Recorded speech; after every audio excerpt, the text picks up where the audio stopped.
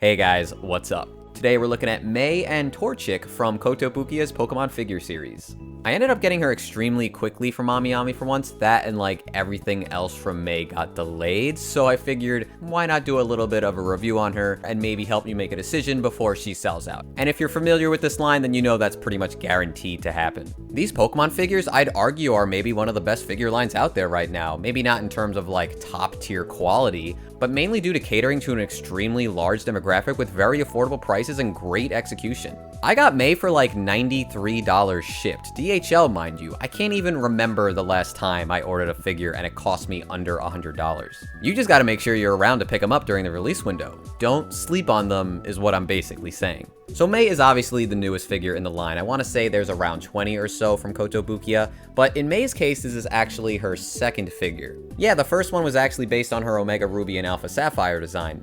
I don't own it, so I can't really speak on her quality, and nowadays picking her up would cost way too much money, but I'm sure she's great just like the others. Now, when it got announced that Mei was going to get another figure based on the Ruby and Sapphire design though, I knew I had to get it. Despite skipping the original figure, Mei is still one of my favorite pro tags in Pokemon, and the original design is much more nostalgic for me.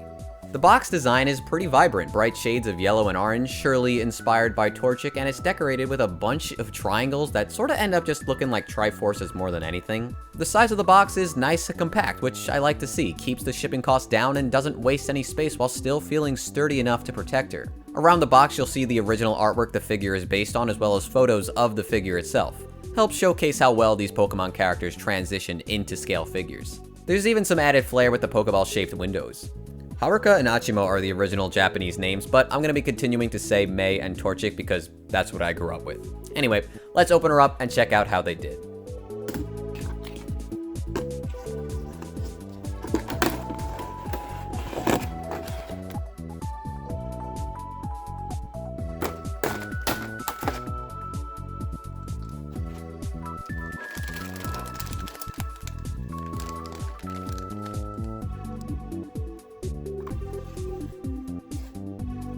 What's really nice about these Pokemon scale figures is that there's no assembly like whatsoever. Mei is already attached to the base and I'm pretty sure you can't take her off, so I would suggest not trying to do so to avoid any damage, but she does feel very sturdy. And while I can't see any metal rod within the plastic peg piece, she doesn't feel very heavy, so yeah, I wouldn't expect there to be any issues here in terms of stability or leaning over time.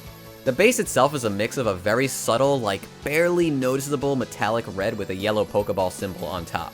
I'll get to Torchic in a little bit, but I want to focus on Mei first. She's pretty cute and looks great, right? But that's kind of to be expected, isn't it? Pokemon's strength is in its designs, whether it be the Pokemon or the human characters themselves. They're just so easily recognizable and perfectly stylized to be so unique while also never being too complex, usually. But in the case of Mei, that is absolutely the case. Mei is in a really cheerful pose, ready to catch some Pokemon as she runs along towards her next adventure. It's a bit more energetic than a lot of the other Pokemon figures in this line, and as a result, feels a bit more alive. Her expression is spot on and the eyes manage to capture that Pokemon style perfectly. Extremely elongated oval eyes with really big eyelashes. It's a winking face which, to be fair, sometimes works on anime figures, and sometimes doesn't. I think it only starts to bother me if I like hyper focus on trying to make it make sense, if you get what I'm saying. Like, stare at it too long and it starts to look kind of funny, but if you're just normally looking at this figure, then everything's perfect, at least to me.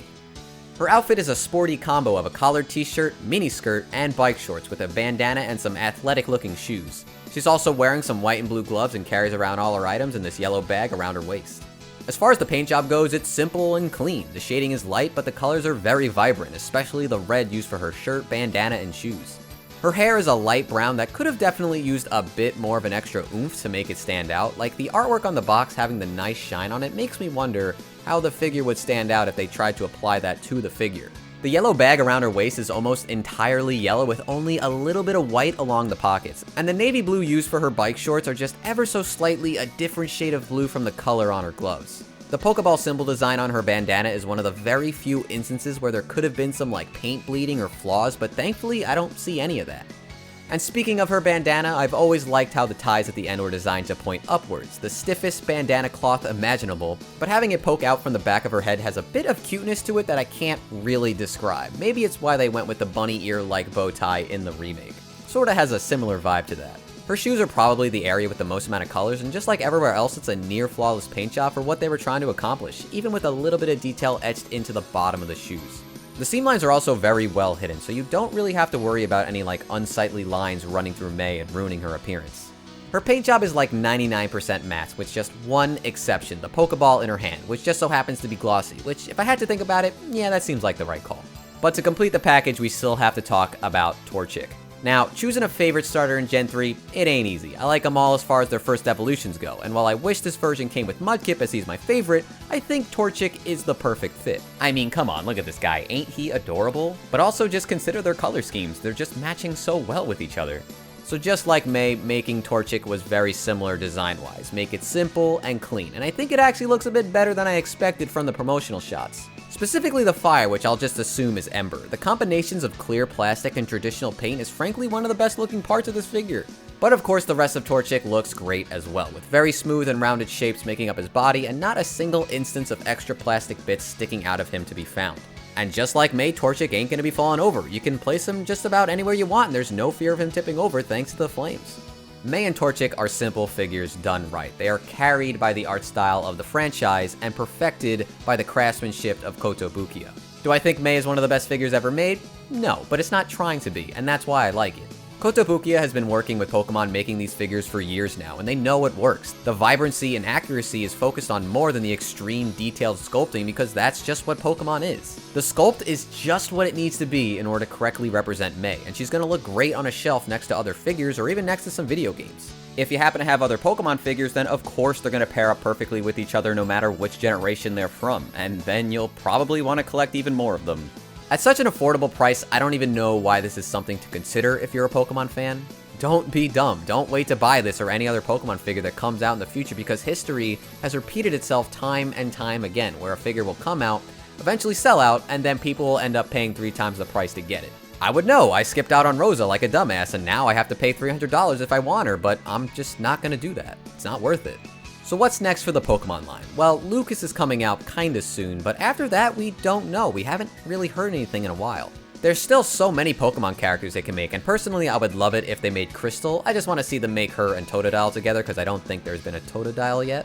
And like a lot of other people, I'm waiting on those re-releases, which were mentioned to be happening, so I don't know what Kotobukiya is doing right now, but I would love to find out. Either way, guys, thanks for checking out this video. If you want to support the channel, like, comment, subscribe, all that good stuff. And until next time, I'll catch you all later. See ya.